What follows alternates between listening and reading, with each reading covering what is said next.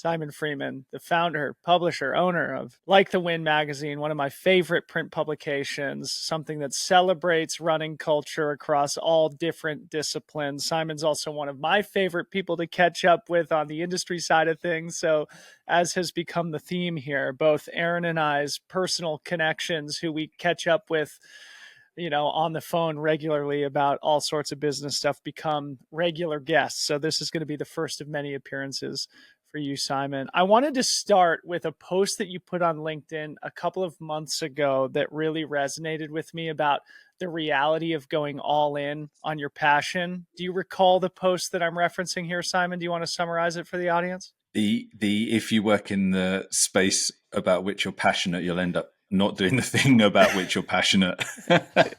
Something along those lines. Say more about that. It's a fundamental reality that I think we all discover, and a cautionary tale potentially for our listeners. Yeah, but that sort of came slightly from a position of, I was having a conversation with somebody else about the reality now for many, if not most athletes, is that being amazing at what they do isn't enough.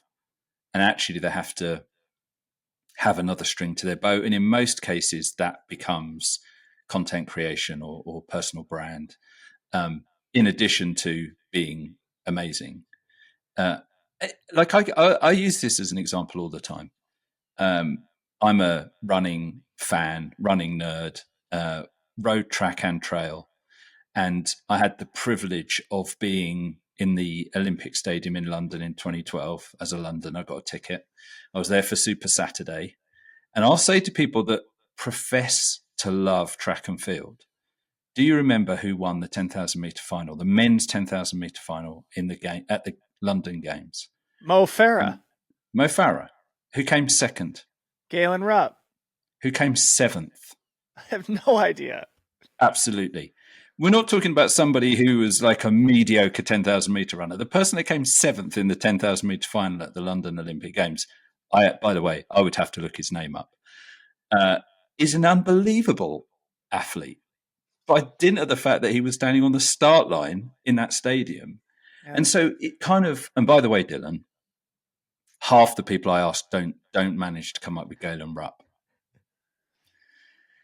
And it's like, the problem becomes that if the sport that you love becomes your job, or your job somehow involves the sport that you love, it can often mean that you end up doing the thing that you love less, unless you are literally winning, globally recognized races. It's really, really hard. And the other thing, whatever that other thing does, starts to eat in to the amount of time that you have. And I must emphasize at this point, I was never an athlete that, I love running, but I was never an athlete where it mattered a jot that I ran less.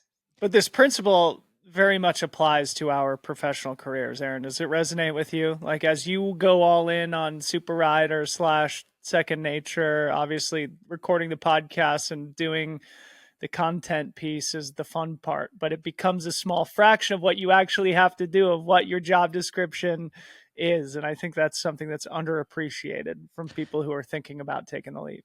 I think the thing is that you have to be first, best, or different. So like Simon was saying, yeah, if you're winning everything, you're fine. You're the best. If you're first, then, you've got sort of GOAT status, or you are a pioneer and you can kind of ride that wave, but everyone else has to be different. And I think it's an important distinction, because you could compete against everyone in only competition. But the minute you start putting these other things in, like content creation, you are now competing on a different playing field, and you are going in different directions. And it doesn't mean that you have to make the same content as everybody else. And the second you start to switch that up, the more differentiated you get, and then you can be number one in a category of one.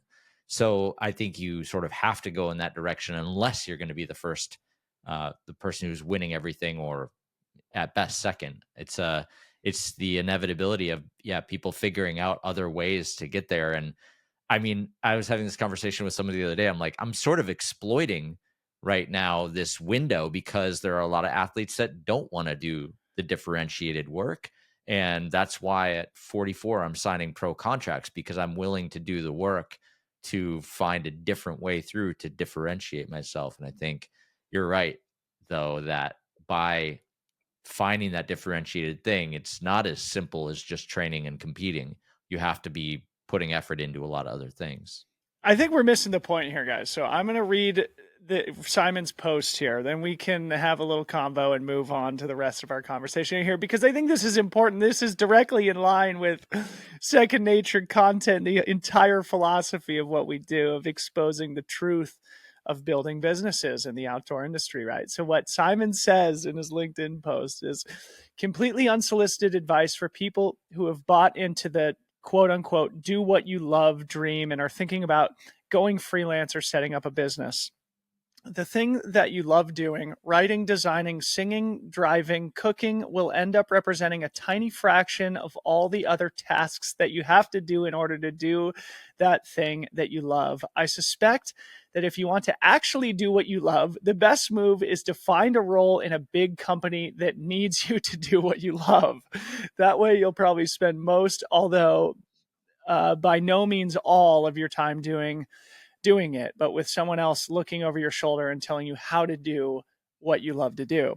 What I can tell you for absolute certainty is that if you work for yourself or in a business that you set up, you'll be lucky if you spend 5% of your time on the work that you want to be doing. If you're a business owner, what do you want to be doing and what do you actually spend your time doing? It's a really good like brainstorming prompt for people on LinkedIn to evaluate themselves and their businesses, especially founders. And I can say for myself, I'm in a period right now, and this is kind of why I wanted to start the show here, of like, how do I align more of my time spent working on the things that I actually enjoy doing and reduce, outsource, delegate the things that I enjoy a little bit less. So I think that is a fundamental truth of going freelance or going out on your own, is that you underestimate how much of the blocking and tackling you end up doing and how that absorbs time and energy that you would otherwise be funneling into the thing that you're actually passionate about.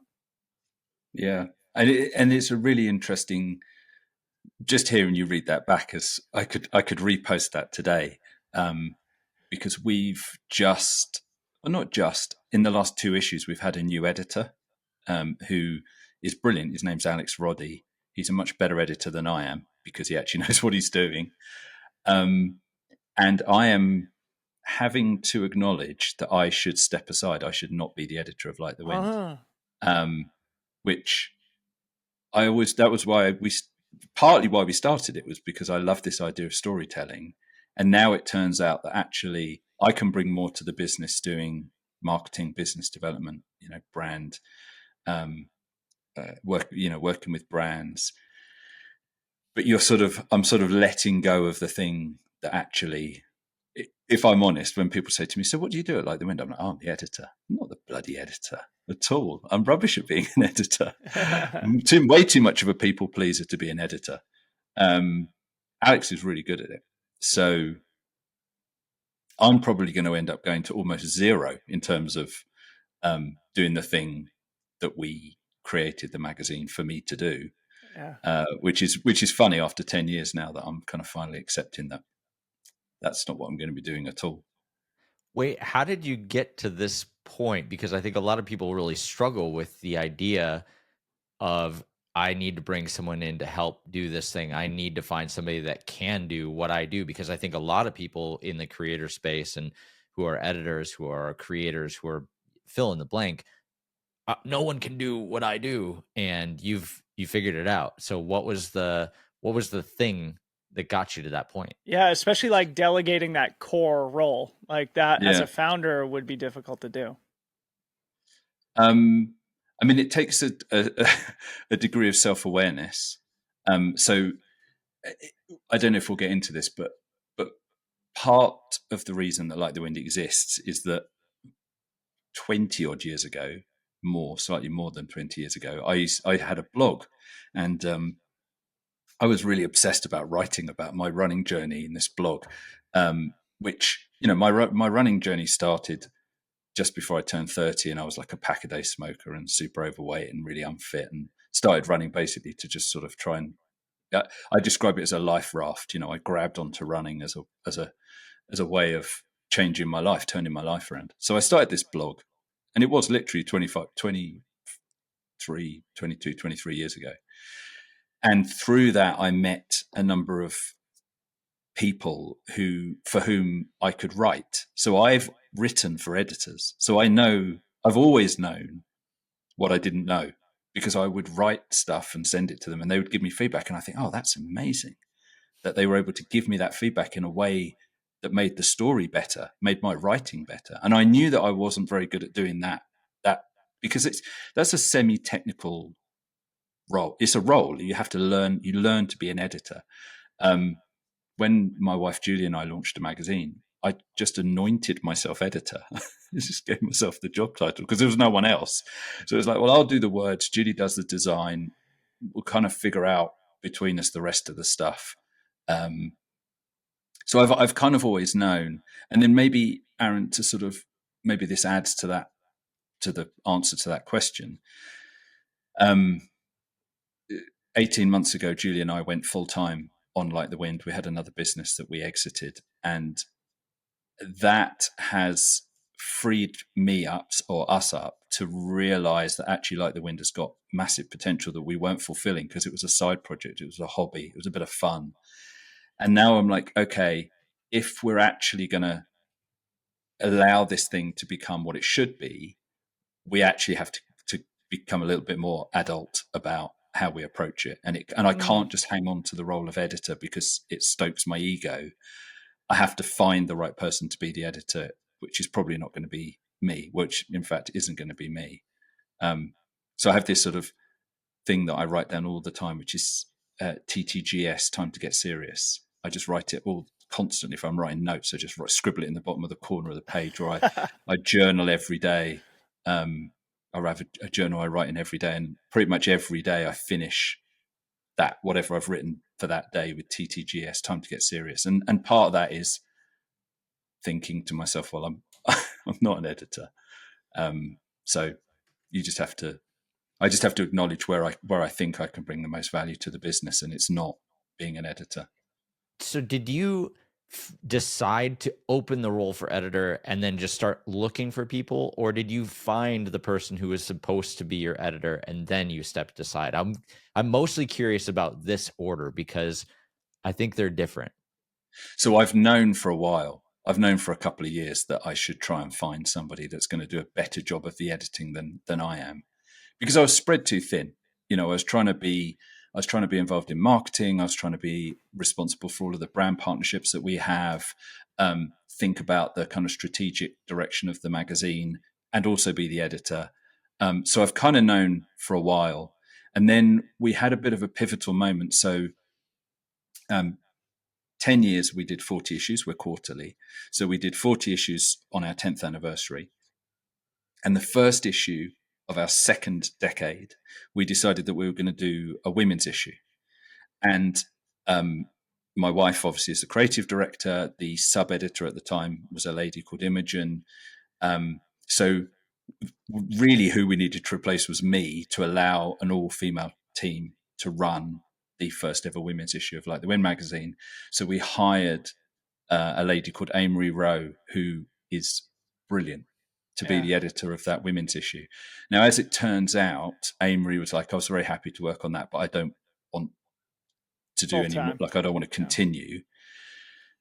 But it became very clear that actually, if we had somebody that wasn't like me, stretched too thin, whose job was editing, we just got a better product. Like that women's issue, to that point, was the best issue we've ever created. What a great insight that is. And I have a very similar example from our history of Free Trail, when we gave Harmony the role of managing all the partnerships, which I had assumed for the first couple of years of our existence. And it's funny because right before I came back into the studio here to record our conversation today, she asked for my input on like a partnerships thing that she's working on for 2025.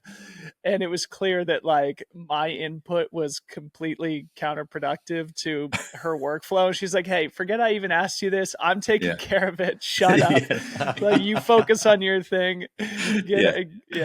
Anyway, so it's something that I think we all have to think about as we double down on our personal passions. And if we're lucky enough to make those businesses, eventually you do have to delegate out core responsibilities. And oftentimes those things are things that are hard to give up. And the example with Like the Wind being that editor role that you had Mm, assumed for a long time. It feels mm, kind of it feels aspirational, like to run out of talent. Like I can't do this and I need Yeah. to bring the next person in. Like I've hit the wall of I've done as much as I possibly can to get it to this point, and then being able to actually identify that yes, there is someone who can take it to the next step. Like how Yeah. exciting is that? And do it better than me. And it takes having to swallow your pride in order to accept that sometimes, right? well, I mean, just turning the table slightly because I'm curious about you two Yeah. guys. So, Dylan, you and I mean, I've heard you talk about this on Second Nature many times. Yeah. Free Trail, and I'm guessing to an extent Super Rider, but Free Trail is an entity in of which you are a part, Dylan, Yeah. right? So I I could go under a bus tomorrow and Like the Wind would continue. It's not the Simon Freeman show. So Yeah. actually, as soon as you realize that and you think, well, actually, I have a responsibility to this thing. I firmly believe that this magazine, this thing that I'm creating, has got enormous potential that we've not been realizing because it was a, a Side partly because project. partly because it was a side project, partly because we had an idiot as the editor. And so as soon as you realize that, you sort of think, well, actually, the sensible thing to do is to sort of figure out the most value that I can bring, and let somebody else who's better at it do the other stuff. And Like the Wind, I have a responsibility to Like the Wind, to give it its best possible chance of succeeding. Of course. Um, and I guess I would have thought. I mean, I think it's the same, Dylan. You've talked about this for Free Trail. I guess, Aaron, is it the same for Super Rider? That you see it as a bigger thing than just you. Therefore, you have a responsibility to it. I think it's probably Dylan and the Free Trail, entity have a lot more going on than Super Rider does. I Okay. think I'm still in the sort of early stages of really establishing what it could be, but I am actively trying to find people to come in because I know that, like I was saying before, I've essentially run out of talent when it comes to my ability and time to grow it any further. I can do on camera stuff, but then editing takes ages to get each one out. And if I'm also doing Second Nature and also working on our little secret project, there's not a lot of time left over to really focus on doing the other stuff with Super Rudder that I need to do. And so Yeah. the reality of the situation is like, if I want it to go anywhere, I need to bring somebody in. And this is like where I think a lot of athletes run into of like, yeah, I know I need to make content to be different and to be able to get more partners and to be able to monetize on a higher level. But like, I can't. How do I do this? And so I think a lot of people stop short of their potential because someone who's good enough to take over in the editing booth probably already has their own thing going on, or probably has a Mm, full-time job, or is mm, probably booked out for 6 months. And so um, it's a really tricky thing. Not everybody has a unicorn like Ryan Thrower just land in Yeah. their lap, unfortunately. Yeah. I mean, everybody has to be lucky and talented at the same time. And yeah, the truth is that you also have to decide what kind of company you're trying to build.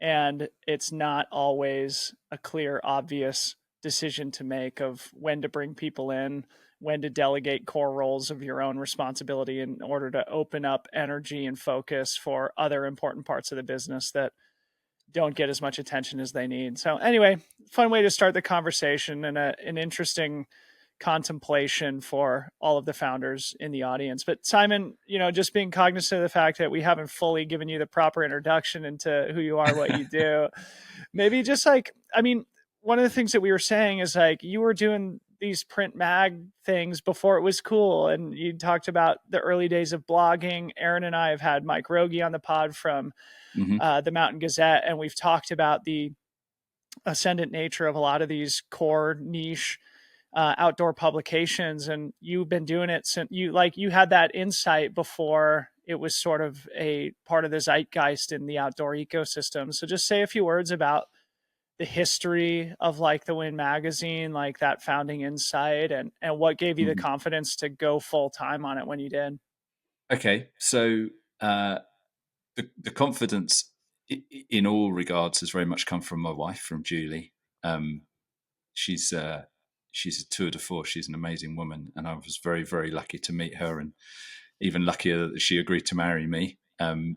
And we, I was working for a marketing agency, so we're going back 12 years now, 13 years. I was working for a marketing agency, and we would do all sorts of stuff. There was no like particular sector specificity about this agency. But we did end up working on a project that was linked to a running brand, and we needed a website. And my wife had just launched uh, her own business as a freelance web developer. And so I came home from work and I said, look, we've just won this project and I need a cheap website. and you've just set up your business. Can you build the website that was linked to this campaign that we were running? And we worked together on it for probably about 3 or 4 months and came to the realization that actually we were a good team. We got on well. We had really good, compatible, but very few overlapping skills.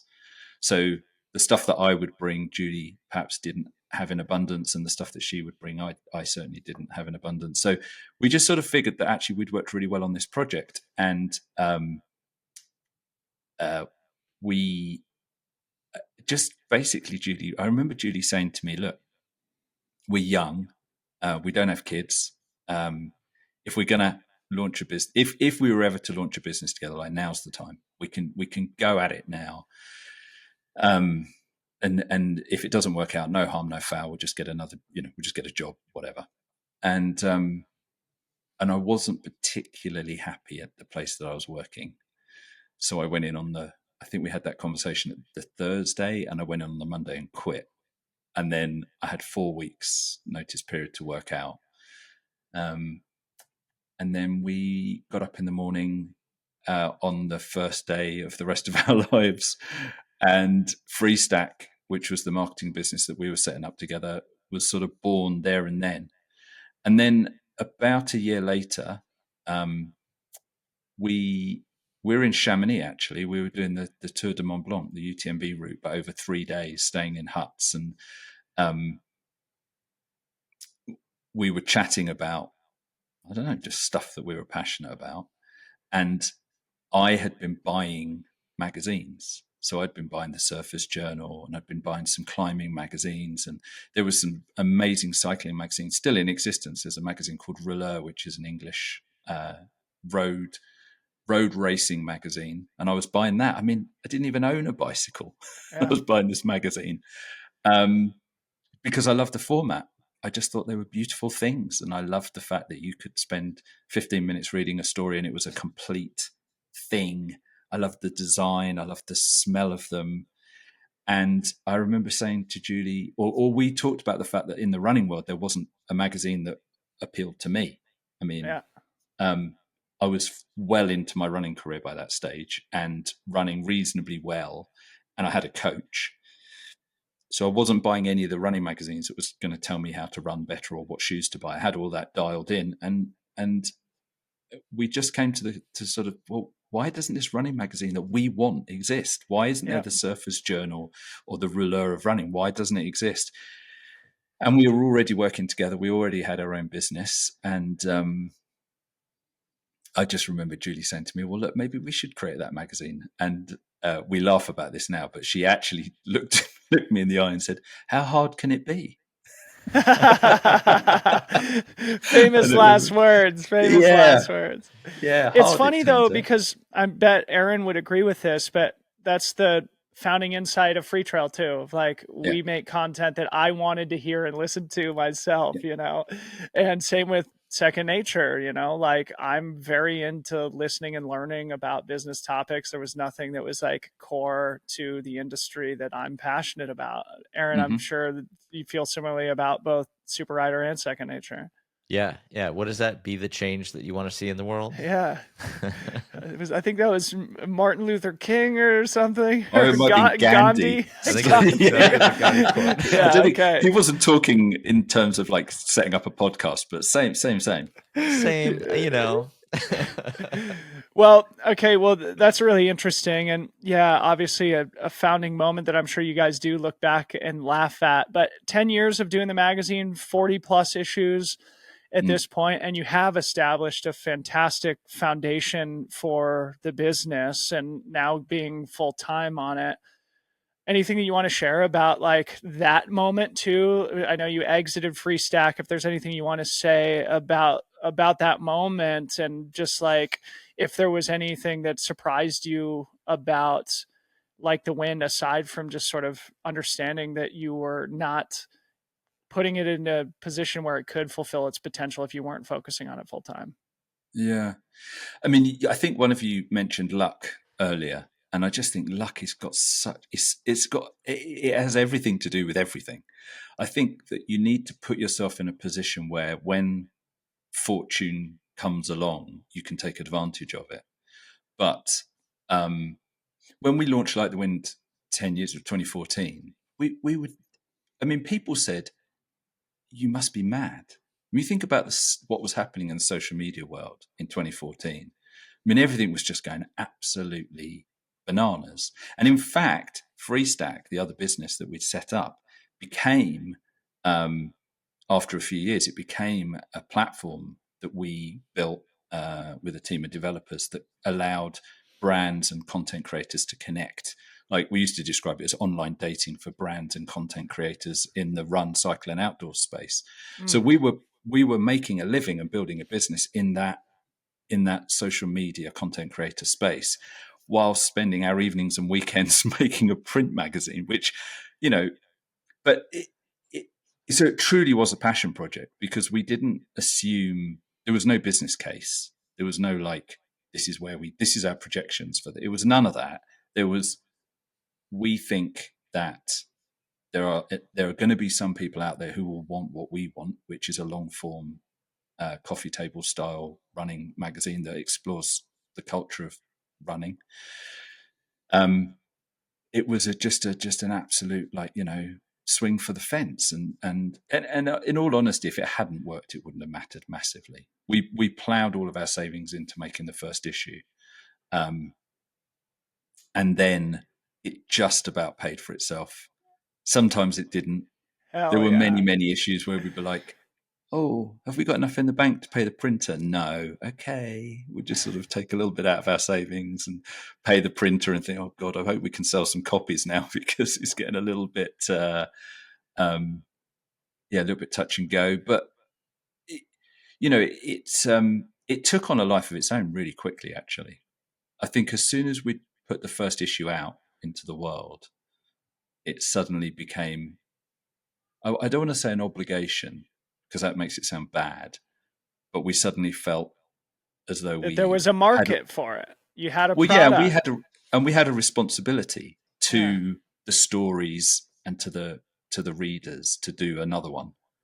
But I can't. I mean, honestly, I can't tell you guys how many times in the first 3 or 4 years I just was like, "That's it, we're done. That's it, we're never doing another one." Every time a number would come up that had any significance, 10 issues. That's it, we're done. We're only doing 10. There was a magazine called the Ride Journal. And the guys that produced the Ride Journal were heroes of ours. I mean, the Ride Journal actually is probably the magazine that is the most accurate, the thing that we literally were copying. Beautiful, beautiful magazine made by some really, really bright guys. There was two brothers, and one of them was like the creative director of Wired or something. I mean, like Yeah. proper good stuff. In the And then cycling space? in the cycling space, but not like, unlike Rouleur. Rouleur is very much road racing, right? So it's Tour de France stuff. The Ride Journal is cycling. So they'd have stories about BMXers and kids playing on their bikes and adults doing long Audax rides. And it was just any cycling, anything on two wheels, which is very much what Like the Wind is, right? We're not a trail running magazine. We're a running magazine. We talk about running in all of its different guises. One of the things I love about it, by the way. Oh, good. That's great. But the Ride Journal did 10 issues, and then they stopped. The two brothers were like, "Look, we're just super busy. Life has got in the way. We're just going to knock it on the head." So when we did 10 issues of Like the Wind, I was like, "Right, let's stop." The Ride Journal only did 10. Let's just do 10 and stop. And then, we got a few unsolicited pieces sent in, and I'd be like, they're really good. We should do one more. And then we get to 13 issues. Oh, that's like a half marathon in miles. Let's kill it now. Let's stop now. I just kept doing it all the time. It was like, this is ridiculous. It was ridiculous. Was there ever any congruency between what you were doing at Freestack and Like the Wind? I mean, it's almost like you're diversified, right? You've got this print on one side and you've got this digital endurance sports influencer thing on the other side. Was there any congruency ever? Any back and forth?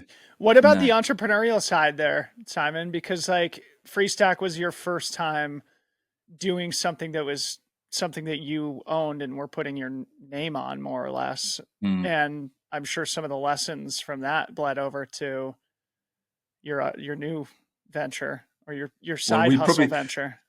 We probably learned a lot of stuff from Freestack that we are not going to repeat with Like the Wind.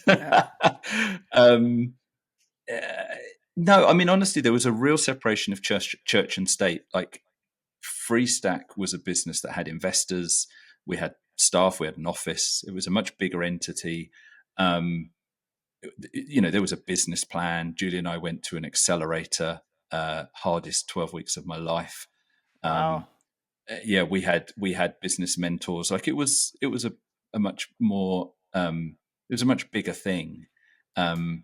And I'll tell you briefly the story of how we ended up leaving, which again, it's just, if you're interested, but it's I just would love to hear. Yeah. Okay. It's just a luck thing again, right? So, I talked about Julie and I having these very compatible skills and I think, and very compatible personalities. So Julie's very much an introvert and I'm very much an extrovert.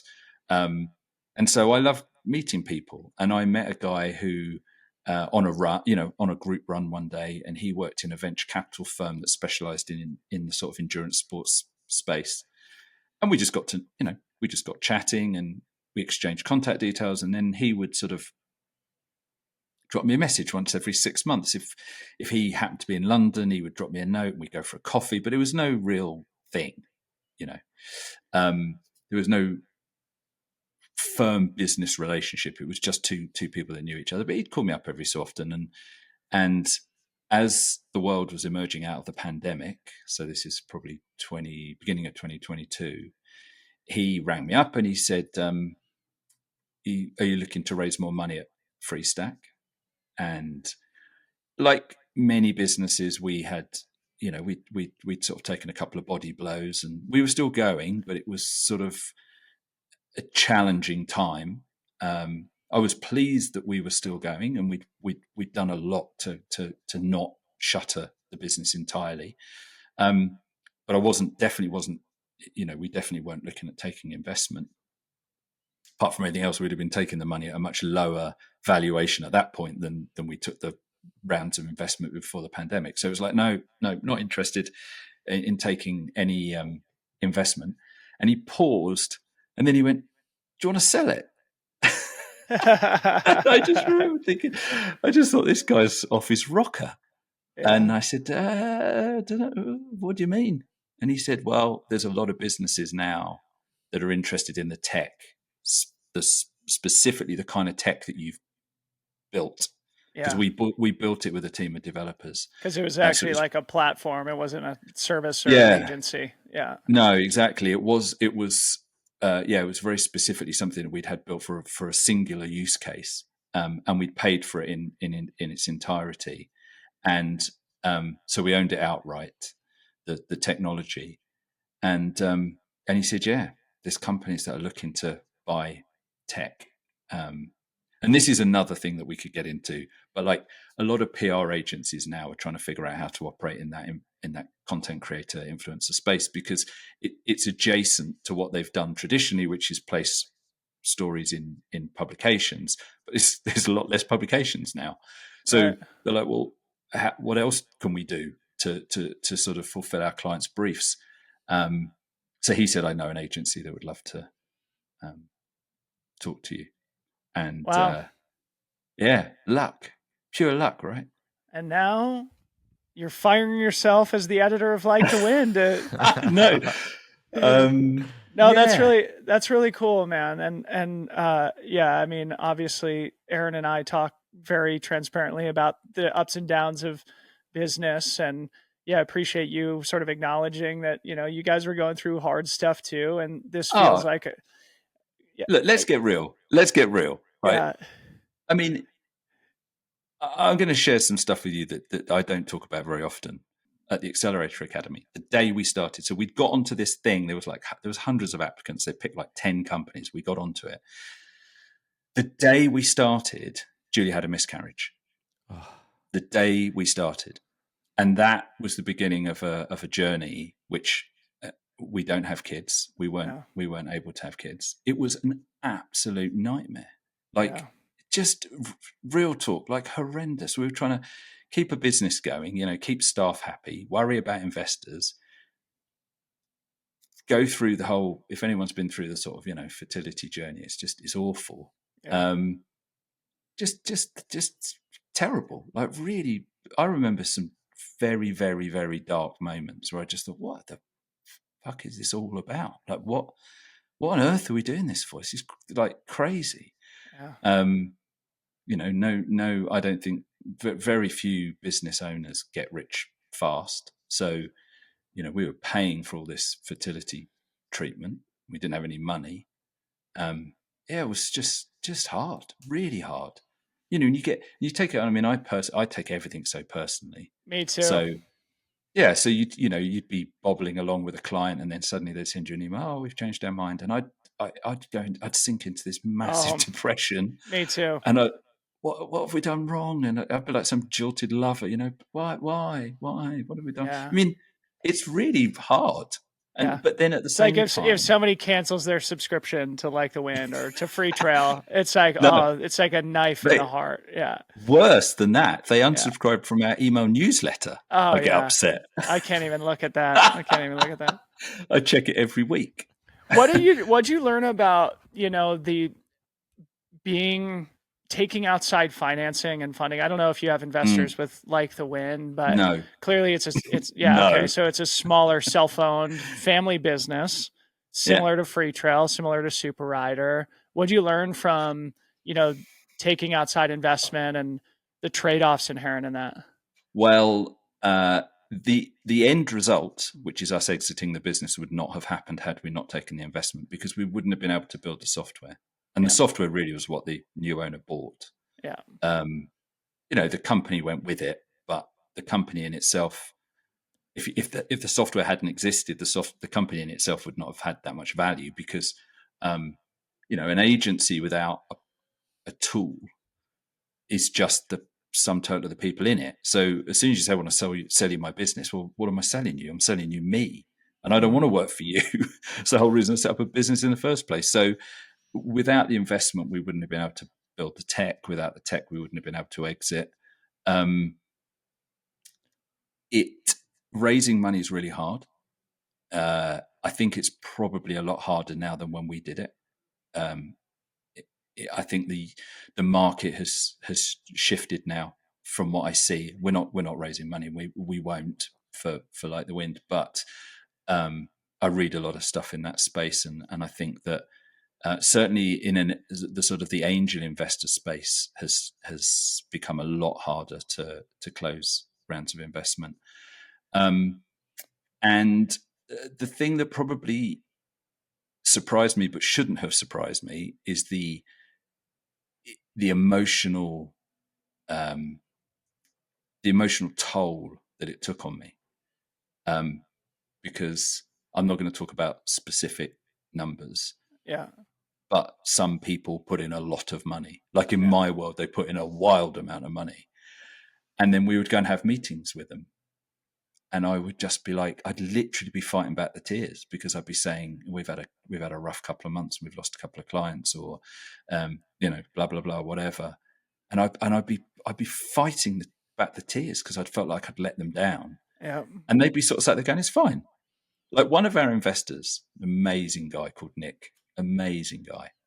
We were on a call with him one day, and I was saying to him, "We've lost, just the ups and downs of business. Right now, I look back on it with a lot more kind of equanimity. But at the time, in the middle of it, we were in a bit of a dip, and we had a regular call. And I so happened to speak to him on a day when we'd had, some bad news or something, and I was really getting stressed out about it.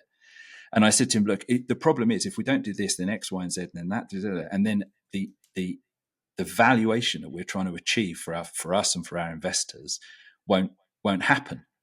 And we were on a Zoom call, and he sort of went, hold on a sec. And he looked down and he wrote something down, and he went, this is how much I have in my spreadsheet, the expectation I have in my spreadsheet for the valuation of Freestack. And he held up this piece of paper and it had a 0 on it. And he went, that's the game. The game is, I put money in because I believe in you as founders, and I think the idea that you've got is great. But I know that none of my investments are a sure thing. So I expect them all to go to 0. Some won't. Some will go 10x, and they'll be amazing, and some will just fizzle out. But he said that's the expectation you have to carry. But I never felt light. I never felt comfortable about it. So.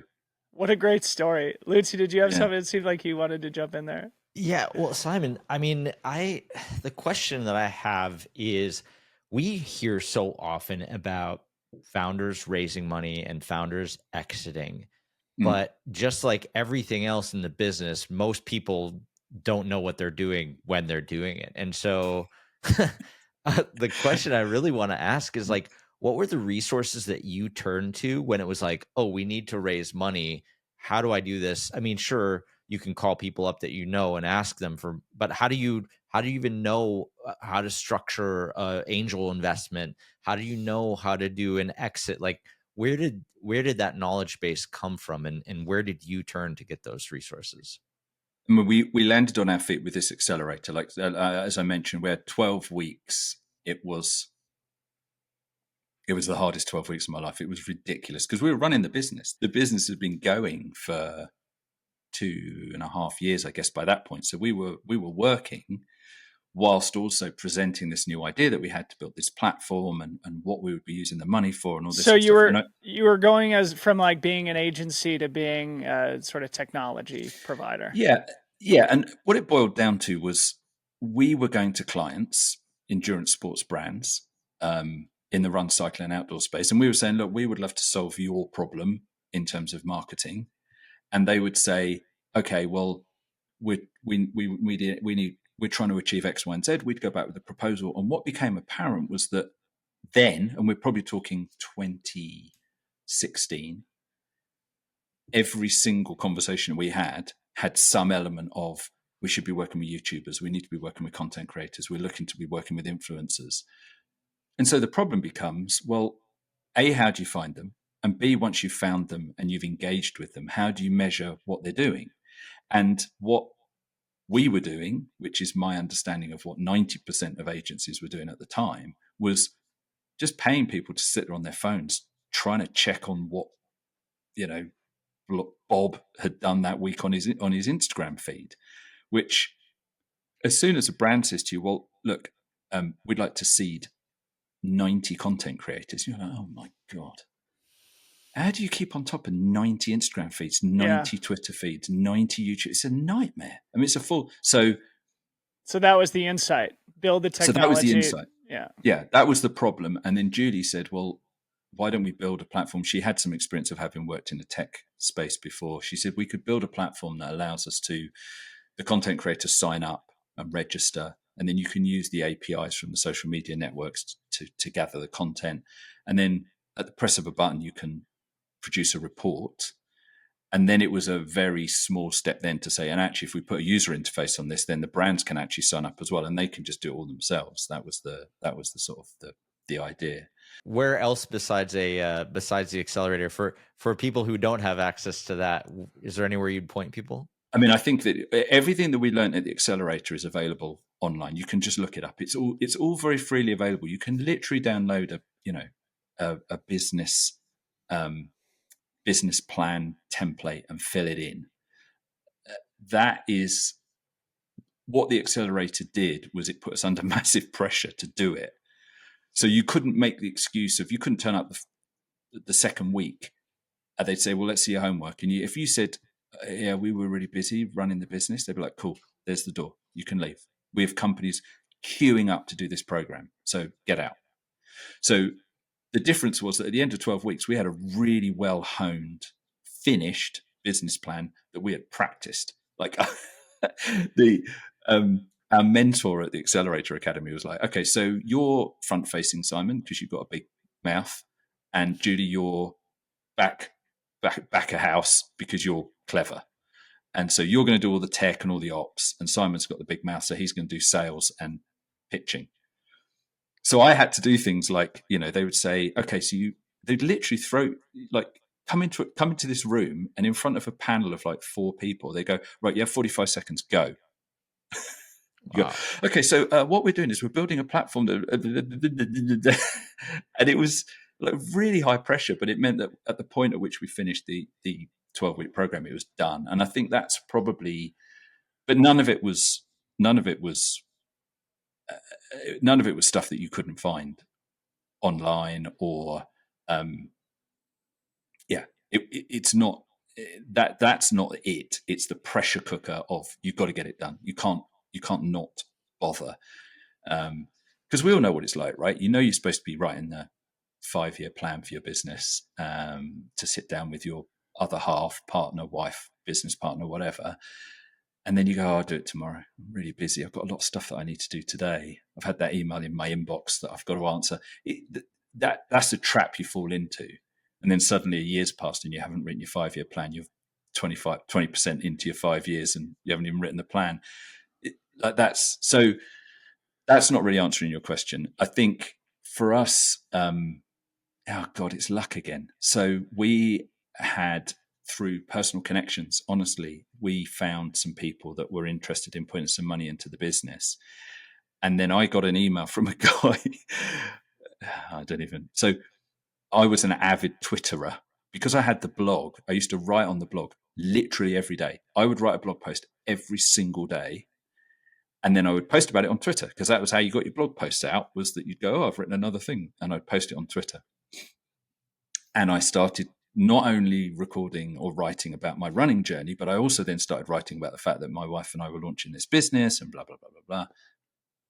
And I got an email from this guy, and he said, I love following your Twitter feed. I'm really interested in the business. Can we meet? And him and his wife put in as much as every other investor collectively. Another great piece of evidence of just put your stuff out in the world. You never know what's going to happen. You never know what the downstream implications are. Right. So luck, but also, it's funny how the luck tends to, Julie's quite defensive of me sometimes, when people say, oh my God, you're so lucky. And Julie will say, you know what? He would come home from work. So I would be working, for this other company that I hated. And I'd come home, probably go out and do my run for the day, have dinner. And then at 9 o'clock, I'd sit there and write a blog post. And Julie said, I just used to sit and watch him do it. That he would just be like, I've got to get my blog post done today. Relentless. And Julie was like, so when the luck comes along, you kind of go, oh. Yep. Create your own luck. Yeah. The harder you work, the luckier you get, right? Yeah. Right. 100%. So there is no denying that it's luck, but you can help it along for sure. Yeah. Well, Simon, I'm cognizant of the fact that we haven't even come close to talking about the thing that we thought we were going to talk about on today's podcast. That being the power of storytelling. I guess we're just starting to scratch the surface on that now, going back to your Twitter feed 10 years ago and your daily blog. But I know you're preparing to give important speeches or presentations about the power of storytelling your entire new business, Like the Wind. Not that it's actually new, but it's fairly new Yeah. that you've been doing it full time. The 10-year-old publication does celebrate long form storytelling. So maybe give us the quick edition of your presentation about why is storytelling important for the sporting ecosystem, right? You can use Yeah. any sport. Maybe running is the easiest place to go, and include all factors of it, between the participants, the brands, the media included. What are Yeah. you thinking about? You got 45 seconds. Go. Yeah. Go. I'd be much better prepared to do that now after that Accelerator Academy. I think the thesis that I'm working on is that we live in a very complex world, and we're subject to a huge amount of input. And social media, I always used to describe social media as like nuclear warfare. So back in the day, if you wanted to sort of do somebody harm, you had to get close enough to hit them on the head with a rock. And then somebody invented a bow and arrow, and you could hit them from a distance. You might hit 2 or 3 of them before they got to you. And then somebody invented, I don't know, a machine gun or something. And what technology does is it sort of allowed, so let's just say content, for want of a better word, to be distributed at a scale that was just inconceivable before the advent of social media. But it's open to everyone. It's got no guardrails. And so it just means that I think we've become overwhelmed by this sort of enormous volume. I've basically come off social because I just can't cope with the fire hose of content. It's just too much. And I think in amongst that mass of content creation, there are some bright spots where people are producing really good quality long form content. And I hold you two guys up as examples of that. I think what you do is brilliant on both your individual podcasts and on this podcast. Book publishers, book authors, people that are producing, movies. Like the idea of, I live in Switzerland, so our local cinema only shows English films once a week. And I went and watched a movie the other night with my wife, and it was just the most glorious thing to sit for 2 hours and just absorb one story. Yeah. I thought that was absolutely magnificent. I loved it, and so I think I get quite passionate about an idea that sits behind, the business that Julie and I are trying to create, which is long form storytelling in the form of a magazine. And who knows, perhaps movies or books or something. I don't know, but I'm just passionate about the idea that we can have short form, rapid fire content, and at the same time, moments of just sit with something for a while, or plug in an episode of either of your podcasts or Second Nature and go for a run for an hour, and you'll start at the beginning with Dylan's dulcet tones, and it will run all the way through, and then at the end it'll finish, and it's not, you haven't been bombarded with 100 things. There's been an exploration of a particular idea, which I just love. So I'm just super passionate about it. Honestly, I just think it's maybe it's because I'm getting super old, but I just feel like it's me talking about what I'm interested in is long form storytelling. Well, dude, that was longer than 45 seconds, wasn't it? Yeah, a little bit.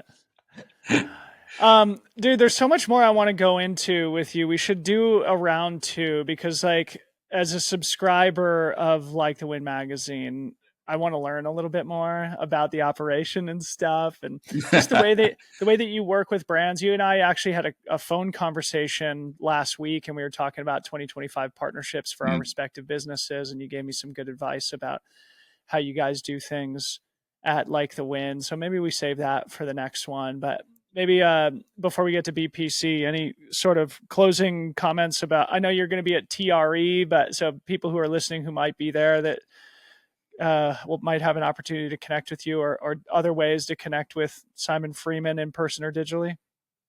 Well, it's a really small operation. Like the Wind magazine is a very small operation. So any posts, any comments on social, it's going to be me or Julie or maybe Laura, but it'll all get to me.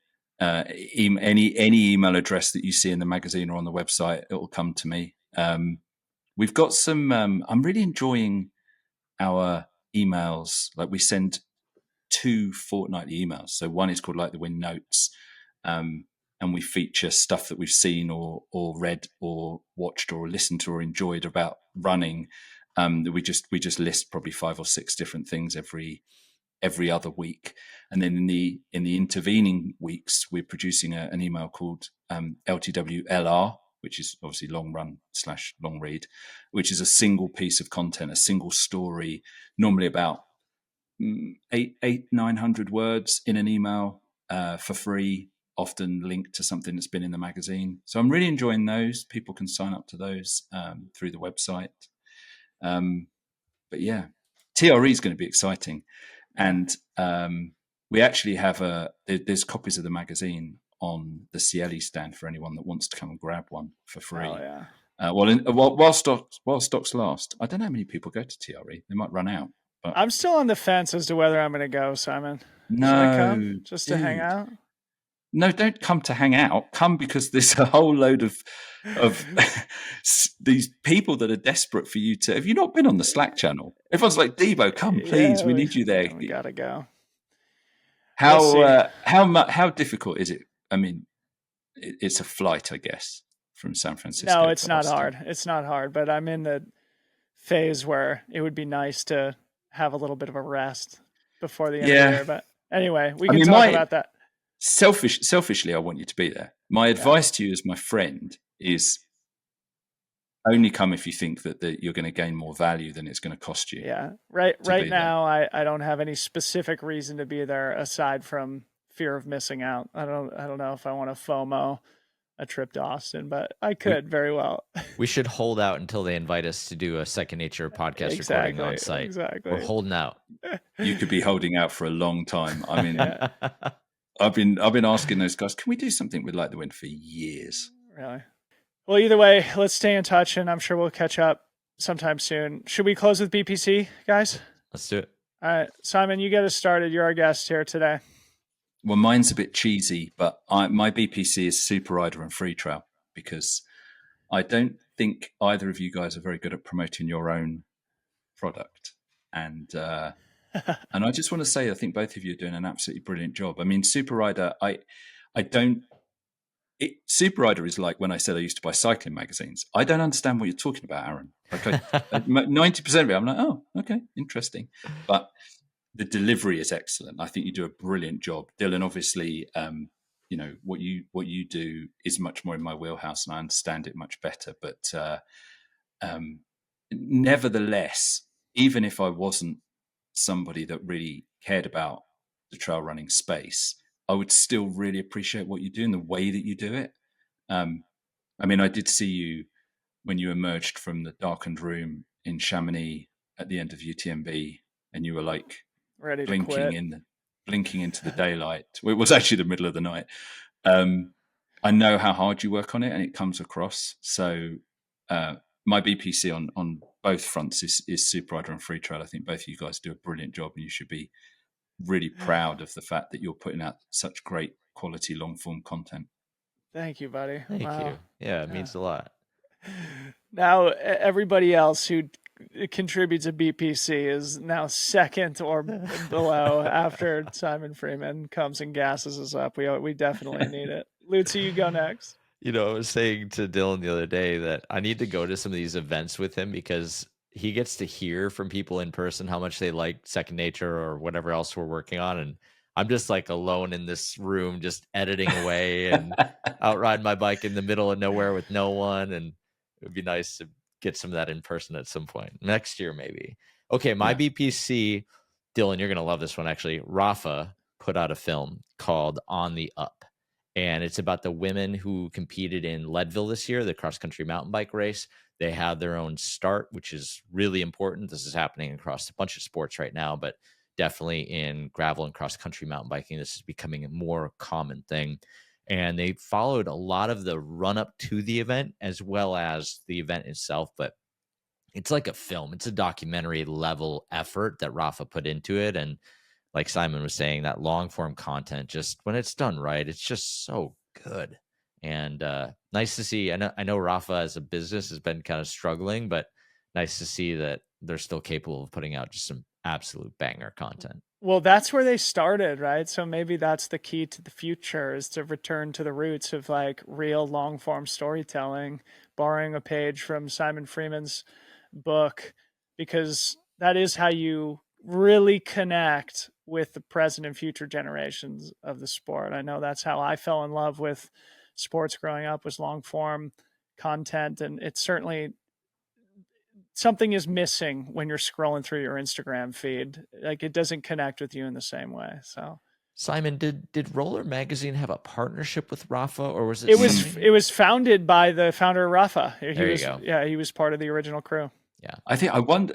I think there's a bit of whether that was true or not. I don't really know. They definitely had a. And that's His how. name By was the way, that's Simon too, wasn't it? well. Simon Mottram was the founder of Rafa. He's a Mottram. Yeah. super interesting guy. Yeah, I've met him a couple of times. He's I've great. listened to a few podcasts with him. Really Yeah. good. Yeah. But I mean, I'm so glad you brought that up, Aaron, because that film, again, I don't know anything about mountain biking. I don't understand the sport. At one point, they said that one of the women had broken a collarbone, and she was in the race after sort of a few weeks. And I was thinking, this is what? Yeah. I watched the whole thing. It's 25 minutes. I Mm-hmm. watched it from beginning to end. It was beautiful, long form content, stunning. Yeah.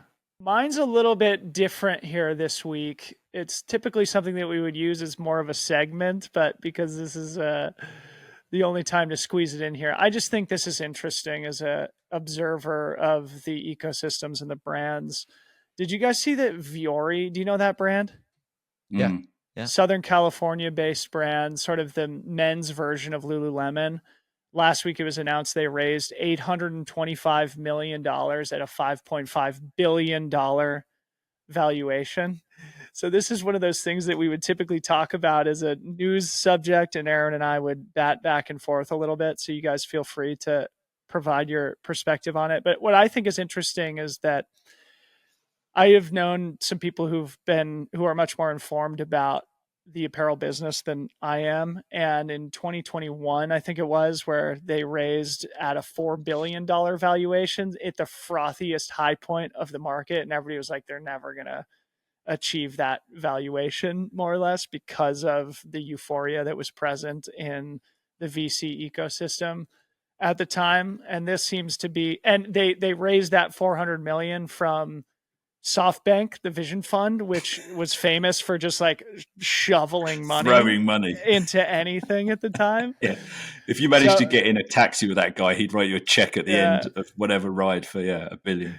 So here they are raising another 825 million at a valuation that is 1.5 billion higher than their valuation 3 years ago. So a testament to the brand and what they've been able to achieve, and certainly, yeah, proving some of the doubters wrong. I'm only loosely familiar with the brand. I don't own a single piece of their product, but it has been fun to just sort of see what they do. And yeah, again, sort of a West Coast feeling Lululemon male first brand. So I thought that would be an interesting thing to squeeze in here as a brand that people can look to for potentially good product, not speaking from experience, but more so just like a, test case, or something to learn from if you're building your own brand in the space. So I'd be curious to know what the reason for that raise is as well. Like, are they going to go after something new? Should we expect something new from Viore, or are they just trying to keep the lights on? I've got to imagine they've got a big target that they're going to chase if they just raise $800 million. yeah, The next challenger brand. yeah, I bet it's exactly. shoes. I bet it's shoes. Yeah. You have to do some sort of category expansion. In fact, the way I learned about this brand is they hit us up 2 years ago because they were looking at building a trail running team. And that's when I was like, this is froth. Like, trail running is about to implode if Viore is coming in trying to recruit athletes. I don't think they ever made progress on that. But yeah, that's what I think is interesting, and that we have explored many times in this show, is when category expansion goes wrong, when brands lose track of what made them special in the first place and end up diluting their value proposition in the market by trying to do too many things. But you got to find growth somewhere, and Fiori's certainly going to be trying to find it somewhere. And footwear would be the natural place to look. That raise that you've just mentioned, that's from a VC? Is that what you said? General Atlantic led this round, who is also, I think, more of a tech first Silicon Valley venture fund. Yeah, exactly. And I look at that and I think to myself, well, where'd you come up with 5.5 billion? It can't be connected. It's not going to be directly connected to sales. Let's be honest. I have seen speculation that they're probably close to $1 billion in revenue now. Really? At this valuation. I mean, it must be, right? But I wonder how much 5x revenue. That's a lot of t-shirts. That's a lot of t-shirts. I wonder how much pressure there is to always just do a second round at a higher valuation. I mean, it's what we were talking about with the tiny bit of investment that we had in Freestack. I mean, at some point you kind of go, well, we think it's worth this. Yeah. and if you're not a publicly traded company, the valuation is what you can sell what you can sell to your investors. You say, well, we think it's worth 5.5 billion, and they'll do their due diligence and what have you. But at some point, a lump of that is just potential. The ecosystem has cooled significantly. And from what I've heard, it's impossible to raise money unless you have an AI story attached to it. So they're definitely doing something right. General Atlantic is not just giving away $800 million to just anybody. So who knows? Anyway, interesting thing. I'll send you the link.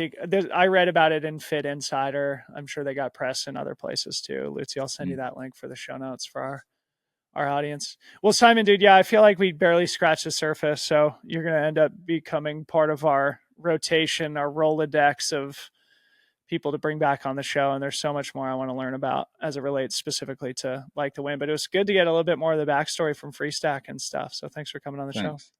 I really appreciate you having me. This is anyone that's on the Slack channel will understand that I've spent so many hours running on the trails where I live here in the Chaux de Fonds, listening to you guys with some of your guests and literally voicing my opinion out loud to the trees and the squirrels. That coming on the show is like, oh, this is great, because I actually get to respond, not just to myself, which is brilliant. That's our favorite feedback. Yeah. Yeah. We hear it all the time. I just hope that people aren't like idiots. No, but even if they are, that's fine. Yeah. Because that's a level of engagement. You guys need to understand that the level of engagement that you're achieving with this is really, really high, and people care, which is a hard job. That's a really hard thing to do, to get people to care enough to stop in the middle of their run. I've written notes. I've stopped taking my phone out and written a note on my phone in the middle of a run because I'm like, I remember that. That's really whatever it is. It's a credit to both of you. Yeah. Well, that's the perfect use case for the Second Nature Slack, when instead of shouting at the trees, just blast it into the discussions channel in Slack when you have something you want to contribute to the conversation. Who knows? Maybe you'll end up being a guest or Galaxy Brain too. Yeah. Wide open. All right. Simon, thanks so much for coming on the show, buddy. We'll talk to you soon. Thank you for having us.